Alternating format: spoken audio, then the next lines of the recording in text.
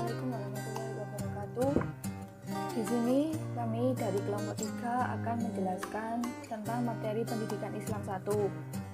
Kelompok ini terdiri dari yang pertama Raudatul Jannati Devina, yang kedua Muhammad Fahman Muroba, dan ketiga saya sendiri Mafada Nurida. Yang pertama saya akan menjelaskan tentang pendidikan hati. Pendidikan hati merupakan upaya menjaga kefitrahan hati dan membersihkannya dari penyakit hati agar manusia memiliki iman yang kuat dan akhlak yang baik. Mengapa kita perlu melakukan pendidikan hati? Karena hati adalah tempat di mana apabila hati itu baik, maka manusia itu juga baik. Begitu pula sebaliknya, bila hati itu buruk, maka buruk pula manusia itu. Karena perbuatan dilakukan oleh anggota tubuh berdasarkan atas tanda-tanda hati. Karena itulah penting untuk memperbaiki dan meluruskan hati. Rasulullah SAW bersabda, An Abi Hurairah qala Rasulullah sallallahu alaihi wasallam, innallaha la yanzur ila suwarikum wa amwalikum walakin yanzur ila qulubikum wa amalikum. Rawahu Ibnu Hibban. Yang artinya, Abu Hurairah meriwayatkan bahwa Rasulullah sallallahu alaihi wasallam bersabda, sesungguhnya Allah tidak memandang bentuk dan hartamu, tapi melihat hati dan pekerjaanmu. Dalam hadis ini Rasulullah menegaskan bahwa Allah Subhanahu wa Ta'ala lebih menghargai hati yang bersih dan amal yang soleh daripada bentuk tubuh yang cantik, gagah, dan harta yang banyak. Itu berarti bahwa sebagai hamba Allah, setiap muslim harus berupaya mendapatkan yang lebih baik menurut Rabb-nya. Dan untuk mendapatkan itu, terlebih kita harus meluruskan dan memperbaiki hati kita terlebih dahulu. Yang selanjutnya yaitu tujuan pendidikan hati. Yang pertama, mampu menjaga fitrah manusia. Fitrah manusia hanya untuk mencintai dan menyembah Allah. Jika fitrah itu terjaga dengan baik, maka hati akan makrifat kepada Allah, mencintainya dan hanya menyembah kepadanya. Fitrah manusia juga mencintai kebenaran dan membenci keburukan. Tujuan yang kedua yaitu agar hati yang kotor menjadi bersih, hati yang keras menjadi lembut, dan hati yang lemah menjadi kokoh. Karena hati yang bersih akan melahirkan akhlak yang baik pula. Adapun metode-metode pendidikan hati, setidaknya ada 3 hal yang menjadi metode pendidikan hati, yang apabila manusia menjalankannya, maka akan mudah baginya untuk menerima bisikan atau nurani dan menolak bisikan hawa nafsu dan setan. Metode yang pertama yaitu dengan memahami Al-Quran. Karena dengan memahami Al-Quran akan memberikan petunjuk kepada hati yang sedang bimbang atau mengobati hati yang sakit dan bisa mengurai pikiran yang kusut. Yang selanjutnya yaitu dengan memikirkan alam. Cara kerjanya adalah mata dan telinga yang menyampaikan informasi yang ditangkapnya dari alam ke hati, dan hati mencernanya menjadi sebuah cara berpikir atau paradigma dan ilmu. Singkatnya, hati bisa mengambil pelajaran dan manfaat dari apa yang dilihat dan didengar dari alam ini. Metode yang ketiga yaitu dengan zikir. Zikir bukan sekedar aktivitas mengingat nama Allah, tetapi harus dilanjutkan dengan memikirkan keagungan setiap ciptaannya yang tersebar di muka bumi dan di langit. Memang pada mulanya zikir itu diucapkan lewat mulut, tapi lama-kelamaan ia akan menjadi sikap batin. Artinya, batin itu akan selalu berhubungan dengan Allah dimanapun dan kapanpun. Sehubungan dengan bagaimana cara membersihkan hati yang kotor, Rasulullah memberikan petunjuk dalam hadis sebagai berikut. An Ibnu Umar qala Rasulullah sallallahu alaihi wasallam, inna hadhil quluba tasda kama yasdaul hadid idza asabahul ma. Qila ya Rasulullah wa ma jalauha? Qala kasrahu dzikril mauti wa tilawatul Quran. Rawahu Baihaqi. Ibnu Umar meriwayatkan bahwa Rasulullah Shallallahu Alaihi Wasallam bersabda, sesungguhnya hati ini bisa berkarat bagaikan besi, berkarat bila dikenai air.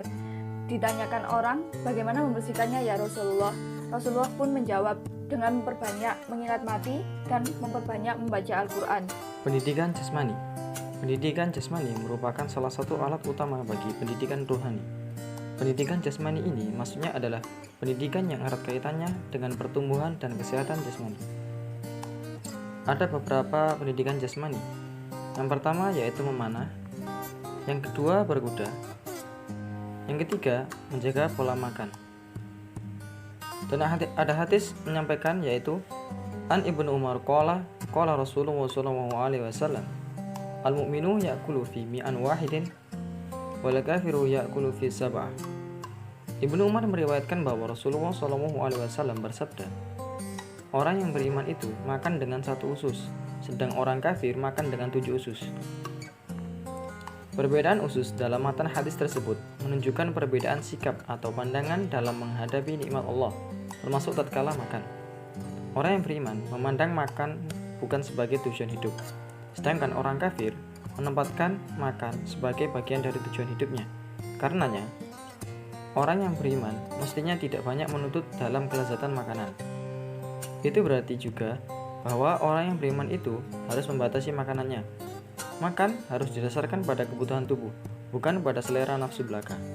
Pendidikan akal. Pendidikan akal adalah proses meningkatkan kemampuan intelektual anak, ilmu alam, teknologi, dan sains modern, sehingga anak mampu menyesuaikan diri dengan kemajuan ilmu pengetahuan dalam rangka menjalankan fungsinya sebagai hamba Allah dan khalifahnya, guna membangun dunia ini sesuai dengan konsep yang ditetapkan oleh Allah. Adapun hadis tentang pendidikan akal, An Ibnu Umar qala Rasulullah sallallahu alaihi wasallam, tafakkaru fi ana illa wa la tatafakkaru fillah. Dari Ibnu Umar, ia berkata Rasulullah sallallahu alaihi wasallam bersabda, berpikirlah kamu tentang ciptaan Allah Subhanahu wa taala dan jangan kamu memikirkan esensi zat Allah. Dalam hadis ini, Rasulullah sallallahu alaihi wasallam mendorong umatnya agar berpikir sebesar-besarnya asal di daerah ciptaannya, yakni alam semesta. Akan tetapi, karena keterbatasan akal, Allah melarang memikirkan zat Allah karena akan menimbulkan kesalahan dan kerusakan. Pendidikan akhlak. Kata akhlak adalah bentuk jamak dari kata khuluk. Kata khuluk berarti budi pekerti, perangai, tingkah laku, atau tabiat. Al-Ghazali mengemukakan bahwa akhlak adalah sifat yang tertanam dalam jiwa yang menimbulkan bermacam-macam perbuatan dengan mudah, tanpa memerlukan pemikiran dan pertimbangan. Pendidikan akhlak adalah proses pembinaan budi pekerti anak sehingga menjadi budi pekerti yang mulia atau akhlak karimah. Proses tersebut tidak terlepas dari pembinaan kehidupan beragama peserta didik secara totalitas.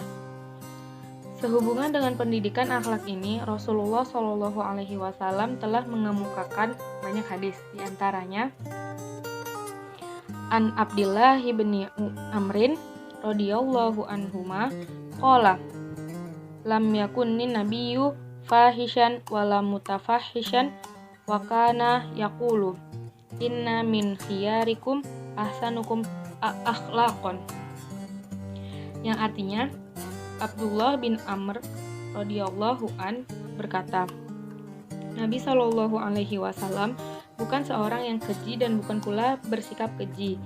Beliau bersabda, Sesungguhnya yang terbaik di antara kamu adalah yang paling baik akhlaknya.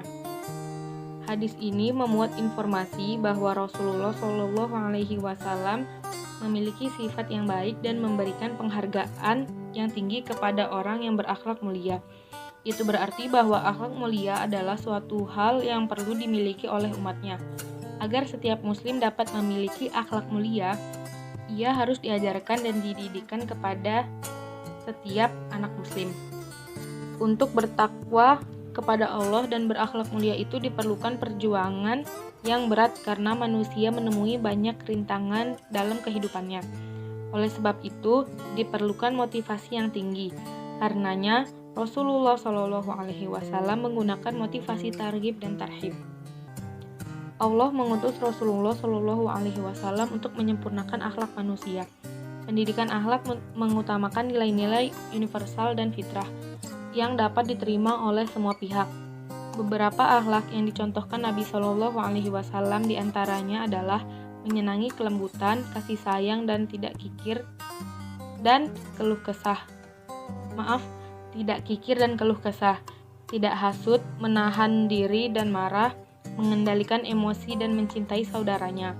Akhlak yang demikian perlu diajarkan dan dicontohkan orang tua kepada anaknya dalam kehidupan sehari-hari. Orang tua mempunyai kewajiban untuk menanamkan akhlakul karimah pada anak-anaknya yang dapat membahagiakan di alam kehidupan dunia dan akhirat. Pendidikan akhlakul karimah sangat penting untuk diberikan oleh orang tua kepada anak-anaknya dalam keluarga.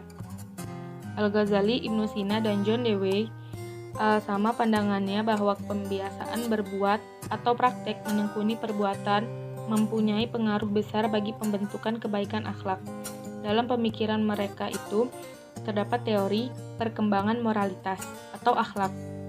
Dengan demikian adalah Pasti jika dikatakan bahwa akhlak baik dan tidak dapat terbentuk kecuali dengan membiasakan seseorang berbuat sesuatu pekerjaan yang sesuai dengan sifat akhlak itu.